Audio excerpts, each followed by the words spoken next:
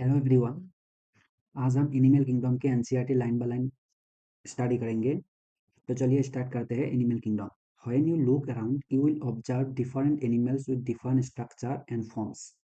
As over a million species of animals have been described till now, the need for classification becomes all the more important. The classification also helps in assigning a systemic position to newly described species.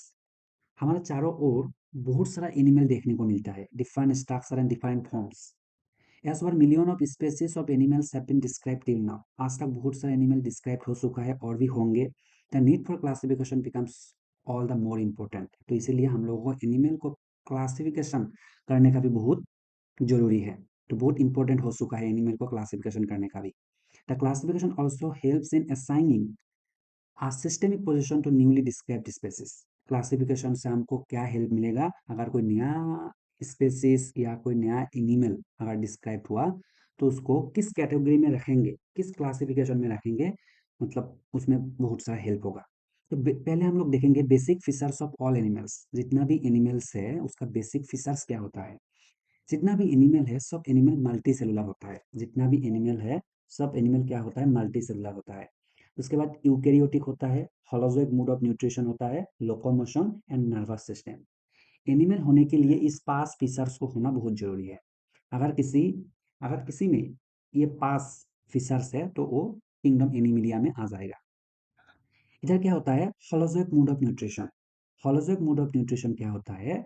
इसका मतलब ये है, अगर किसी एक animal और plant completely निगल सकते हैं, कंप्लीटली एंगल्फ कर सकते हैं, तो उसको बोलते हैं होलोजोइक मोड ऑफ न्यूट्रिशन। अगर किसी प्लांट या एनिमल का पार्ट को कंप्लीटली एंगल्फ कर सकते हैं तो उसको बोलते हैं होलोजोइक मोड ऑफ न्यूट्रिशन। इधर multi cellular, eukaryotic and holozoic mode of nutrition जिसमें रहेगा उसको बोलता है मेटाजोआ। मेटाजोआ दो टाइप का होता है। एक होता है पैराजोआ जो होता है cellular level of organisation, example porifera. And eumetazoa जो होता है tissue, organ and organ system level of organisation. इसका एग्जाम्पल होगा coelenterata to chordata. Basis of classification. किस आधार पर हम लोग एनिमल को क्लासिफाई करेंगे वो पढ़ेंगे। In spite of differences in structure and form of different animals, there are fundamental features common to various individuals in relation to the arrangement of cells, body symmetry, nature of xylem, patterns of digestive, circulatory or reproductive system. These features are used as the basis of animal classification and some of them are discussed here. Animal में तो differences मिलता है, structure and form में different होता है। उसका अलावा हम लोग क्या करते हैं? In spite of differences in structure and form of different animals. Animal का डिफरेंट टाइप ऑफ एनिमल का स्ट्रक्चर भी अलग अलग होता है, स्ट्रक्चर एंड फॉर्म अलग अलग होता है।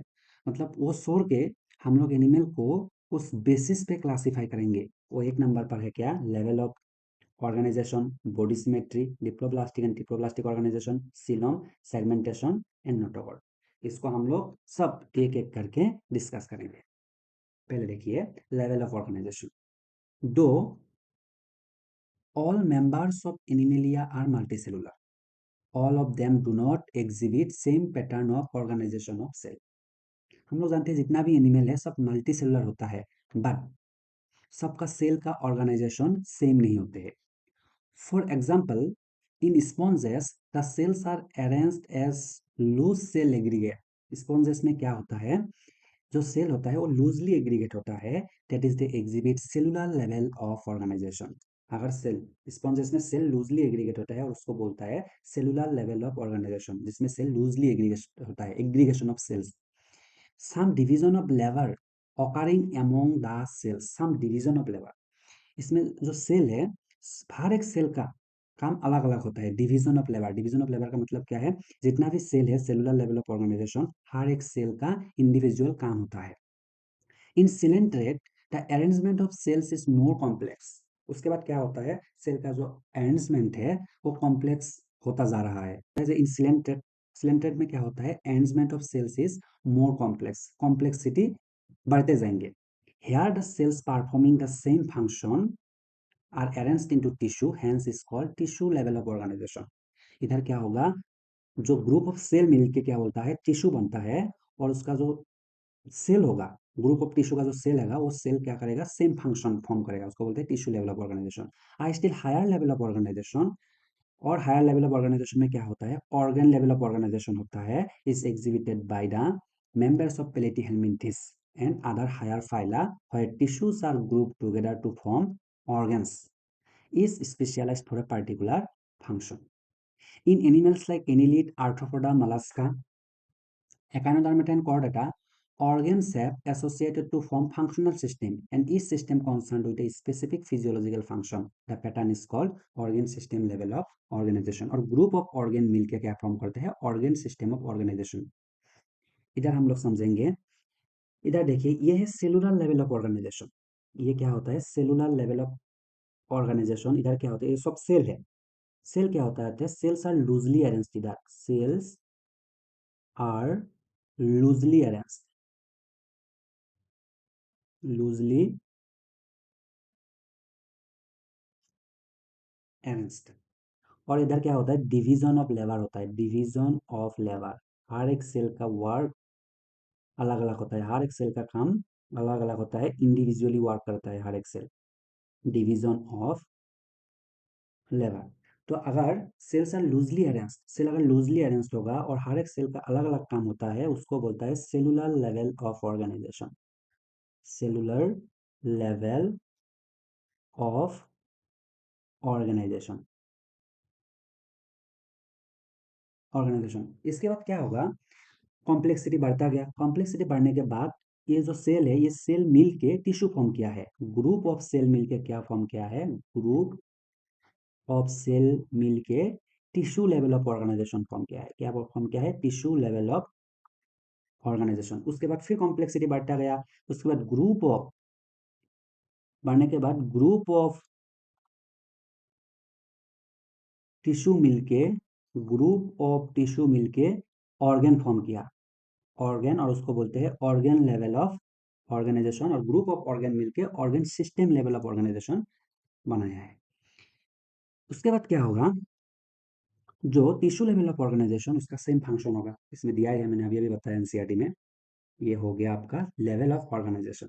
उसके बाद एग्जाम्पल बहुत इंपॉर्टेंट होता है इसमें, जो अगर एग्जाम में क्वेश्चन आएगा तो एग्जाम्पल से ही पूछेगा। तो फर्स्ट आया सेलुलर लेवल ऑफ ऑर्गेनाइजेशन। इसके आंसर में और एक बार पढ़ा था, वो क्या बोला है, though all members of animalia are multicellular, animalia kingdom animalia होगा तो मल्टी सेलुलर होगा ही, but they exhibit but they do not exhibit the same pattern of organisation of cell. इसका जो सेल का ऑर्गेनाइजेशन है वो सेम नहीं होता है। जैसे कि स्पॉन्जेस में क्या होता है, सेल्स लूजली एग्रीगेट होता है, और डिवीजन ऑफ लेबर, हर एक सेल का इंडिविजुअली वर्क होता है, तो उसको बोलते हैं सेलुलर लेवल ऑफ ऑर्गेनाइजेशन। उसके बाद कॉम्प्लेक्सिटी बढ़ता गया और ग्रुप ऑफ सेल मिलके बनाया टिश्यू लेवल, उसको बोलते हैं टिश्यू लेवल ऑफ ऑर्गेनाइजेशन। क्या बोला है that in coelenterate the arrangement of cells is more complex. Here the cells performing the same function are arranged into tissue. Cells मिलके बनाया tissue and performing same function, function same function करता है, hence is called tissue level of organization. I still higher level of organization, that is organ level. Organ level में क्या होता है, group of tissue मिलके form करते हैं organ, तो organ level is exhibited by the member platyhelminthes and other higher phyla where tissues are grouped together to form organs, is specialized for a particular function. In animals like annelid, arthropoda, mollusca, echinodermata, chordata, organs have associated to form functional system। तो group of organ मिलके उसके बाद क्या form करता है, organ system level of organisation. तो example क्या होगा, example cellular level of organisation, cellular level of organisation में आएगा example Porifera, Porifera. Tissue level of organisation में कौन सा आएगा, सिलेंट्रेटा,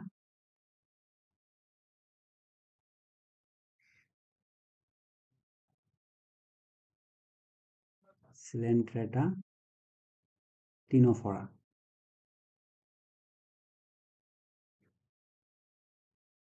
टिनोफोरा। और ऑर्गन लेवल में आएगा प्लेटी हेलमिंथस। ऑर्गन लेवल में कौन सा आएगा, प्लेटी हेलमिंथस,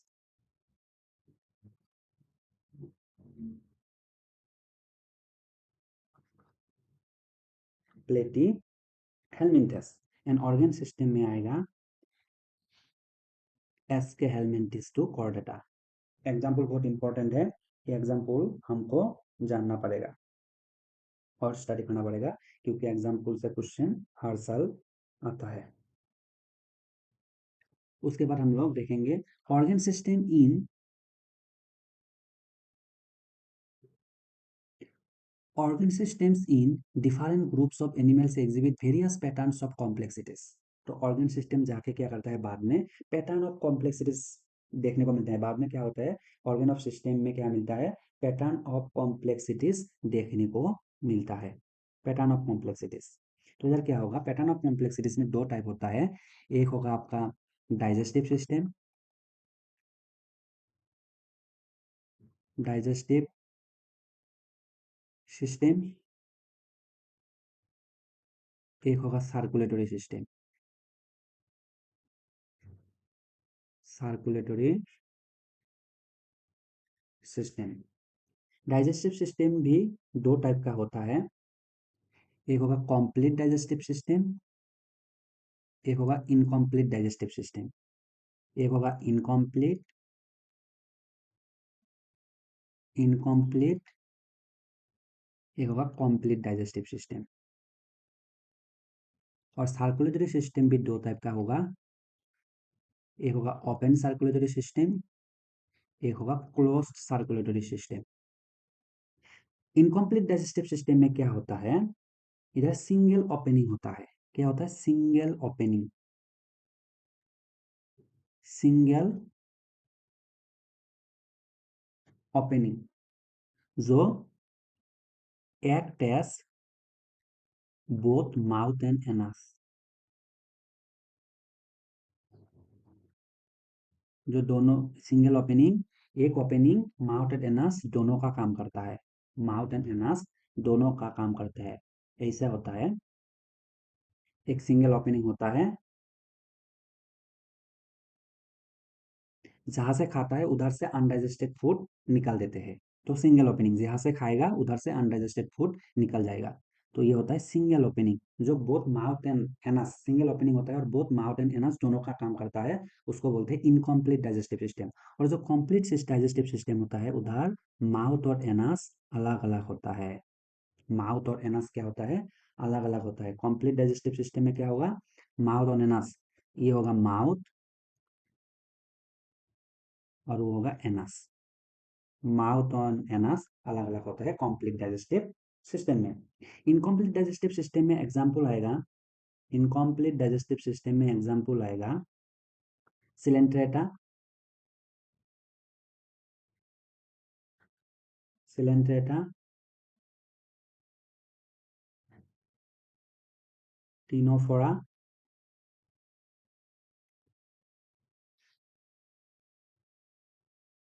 प्लेटी हेलमिंथेस।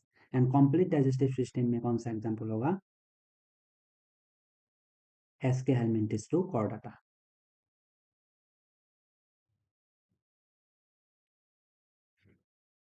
तो कॉर्डाटा। एंड सर्कुलेटरी सिस्टम में क्या होता है,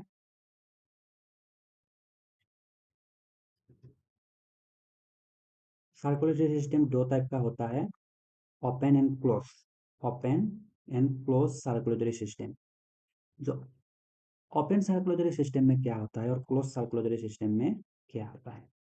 ओपन सर्कुलेटरी सिस्टम में क्या होता है, ब्लड पास होता है through body cavity. Open circulatory system में क्या होता है, जो ब्लड होता है, blood passing through body cavity, body cavity से ब्लड पास होता है। तो बॉडी कैविटी के थ्रू ब्लड पास होता है, तो उसको open type of circulatory system कहते हैं। अगर ब्लड वेसल से पास होगा, आर्टरीज, वेन्स, कैपिलरीज, अगर वेसल से पास होगा, उसको बोलते हैं क्लोज सर्कुलेटरी सिस्टम। तो ओपन सर्कुलेटरी सिस्टम में जो एग्जाम्पल आता है, ओपन सर्कुलेटरी सिस्टम में जो एग्जाम्पल आता है, वो आएगा एनिलिडा। एनिलिडा में ओनली लिच, एनिलिडा, एनिलिडा में क्या आएगा, ओनली लिच में होगा, ओनली लिच। उसके बाद आर्थ्रोपोडा, आर्थ्रोपोडा। उसके बाद आएगा मोलास्का, मोलास्का, बट एक्सेप्ट सिफालोपोडा, सिफालोपोडा में क्लोज्ड होता है, एक्सेप्ट, एक्सेप्ट सिफालोपोडा। सिफालोपोडा, एंड आएगा Hemichordata,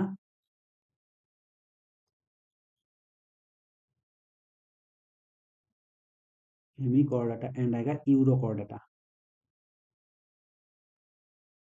urochordata. And close circulatory system में एनिलिडा आएगा, बट लीच नहीं आएगा इधर, लीच कंप्लीट एनिलिडा आएगा एक्सेप्ट लीच। उसके बाद आएगा सिफालोपोडा, जो मोलस्का का सिफालोपोडा है वो आएगा, और पूरा मोलस्का ओपन सर्कुलेटरी सिस्टम में होगा। एंड आएगा कॉर्डेटा, पूरा का पूरा कॉर्डेटा एक्सेप्ट यूरोकॉर्डेटा। तो अभी हम लोग एनसीईआरटी देखेंगे क्या बोला एनसीईआरटी में। For example, the digestive system of inflated helminthes has only a single opening. मैंने बोला single opening होता है to outside of the body that serve as both mouth and anus and is hence called incomplete digestive system. A complete digestive system has two opening, mouth and anus. Complete digestive system में two opening होता है, mouth and anus अलग अलग two opening होता है, उसको बोलते हैं complete digestive system. Similarly the circulatory system में बी ऑफ टू टाइप्स, मैंने बोला open type in which blood is pumped out of the heart and the cells and tissues are directly part in it.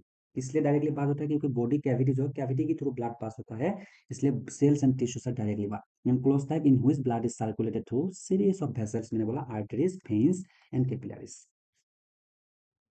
Symmetry, symmetry क्या होता है? Animals can be categorised on the basis of their symmetry. Symmetry के हिसाब से भी animal को divide कर सकते हैं। Sponges are mostly asymmetrical. Asymmetrical क्या होता है? अगर हम लोग किसी एनिमल को, that is any plane that passes through the centre does not divide them two equal half. हम लोग एक एनिमल को किसी भी प्लेन में टू टाइप में डिवाइड नहीं कर सकते हैं, किसी भी प्लेन में टू टाइप में डिवाइड नहीं कर सकते हैं, तो उसको बोलते हैं asymmetrical animals. When any plane passing through the central axis of the body and divides the organism into two equal half, it is called as radial symmetry। तो क्या होता है इधर देखिए, ये होता है एक्सिस, सेंट्रल एक्सिस, ये होता है सेंट्रल एक्सिस, और ये होता है प्लेन, प्लेन। अगर हम किसी भी प्लेन में, अगर हम किसी भी प्लेन में अगर हम किसी भी प्लेन में एक एनिमल को टू इक्वल हाफ में डिवाइड कर सकते हैं, उसको बोलते हैं रेडियल सिमेट्री। अगर हम सेंट्रल एक्सिस के थ्रू, अगर हम ये बोलते हैं सेंट्रल एक्सिस, अगर हम सेंट्रल एक्सिस के थ्रू किसी एक एनिमल को कोई सा भी प्लेन में अगर टू इक्वल हाफ में डिवाइड कर सकते हैं, तो उसको रेडियल सिमेट्री बोलते हैं। तो क्या होगा radial symmetry?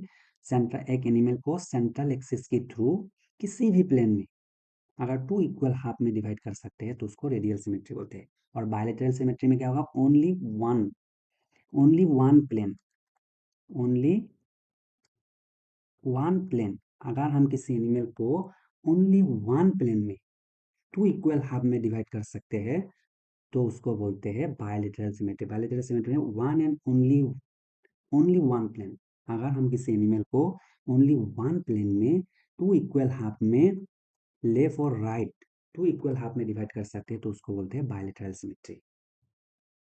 Coelenterate, Ctenophora, and Echinoderm have this kind of body plan.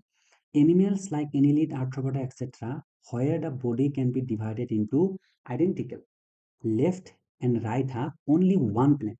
अगर ओनली वन प्लेन में हम लोग किसी एनिमल को two identical left and right divide कर सकते हैं, तो उसको बायलैटरल सिमेट्री बोलते हैं। और रेडियल सिमेट्री में क्या बोलते हैं?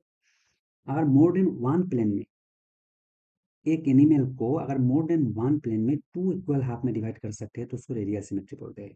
मोर देन वन प्लेन, इधर क्या होगा? More than one plane, more than one plane में अगर टू इक्वल हाफ में डिवाइड कर सकते हैं, तो उसको बोलते हैं रेडियल सिमेट्री, एक से ज्यादा प्लेन में। तो अभी एग्जांपल देखेंगे रेडियल। फर्स्ट देखेंगे एसिमेट्री, और एसिमेट्री में किसी भी प्लेन में उस एनिमल को टू इक्वल हाफ में डिवाइड नहीं कर सकते हैं। एसिमेट्रिकल, एसिमेट्रिकल एनिमल्स, एसिमेट्रिकल, उसके बाद रेडियल सिमेट्री,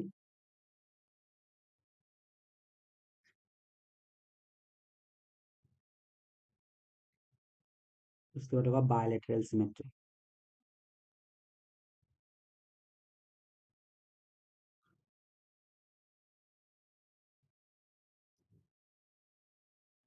एसिमेट्रिकल में क्या होगा, एग्जाम्पल क्या आएगा, एसिमेट्रिकल में आएगा मोस्टली स्पॉन्जेस, मोस्टली स्पॉन्जेस, तो भैया स्पॉन्जिला, स्पॉन्जिला। रेडियल में आएगा some sponges,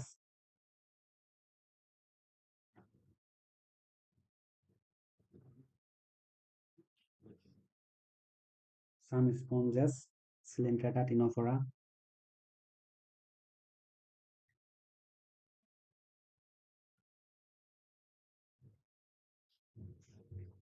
and adult एकाइनोडर्मिटा।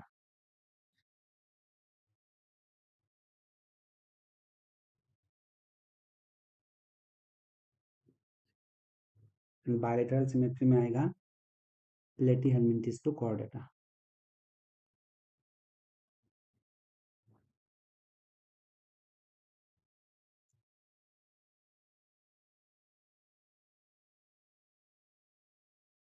And इधर आएगा लार्वा ऑफ एकाइनोडर्मिटा।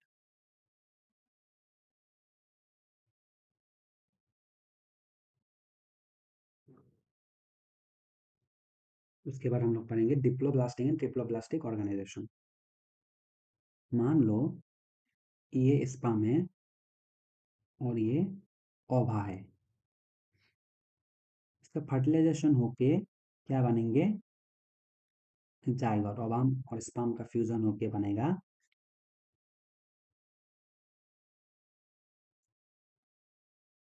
जाइगोट। ये जाइगोट आगे जाके तीन लेयर फॉर्म करता है, तीन लेयर फॉर्म करता है। कौन सा layer, ectoderm, endoderm and mesoderm. Ecto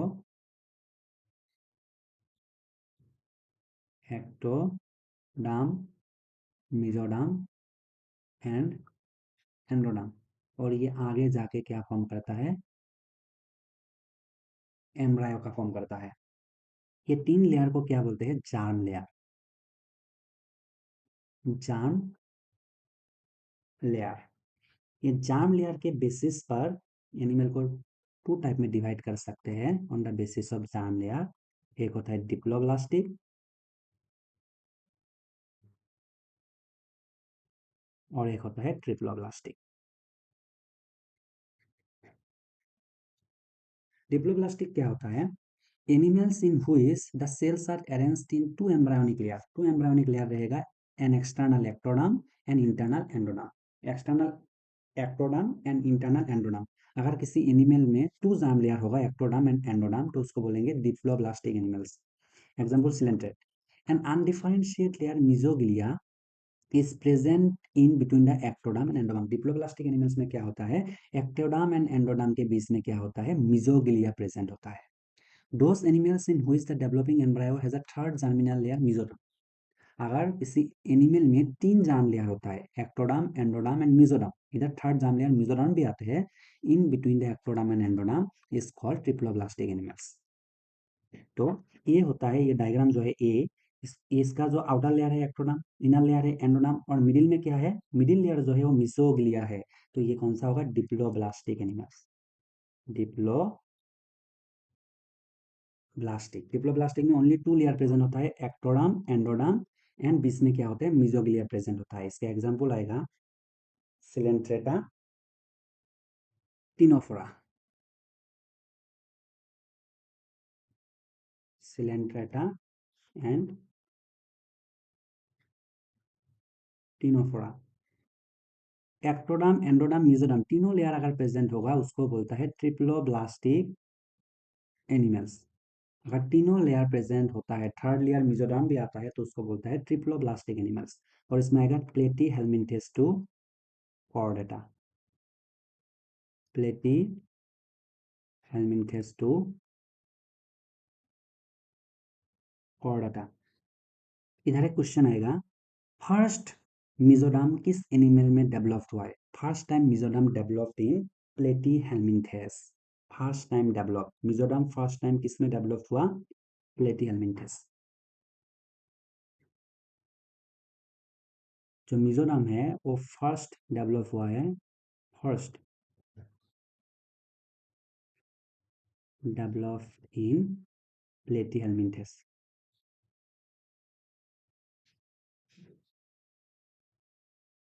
प्लेटीहेलमिंथेस।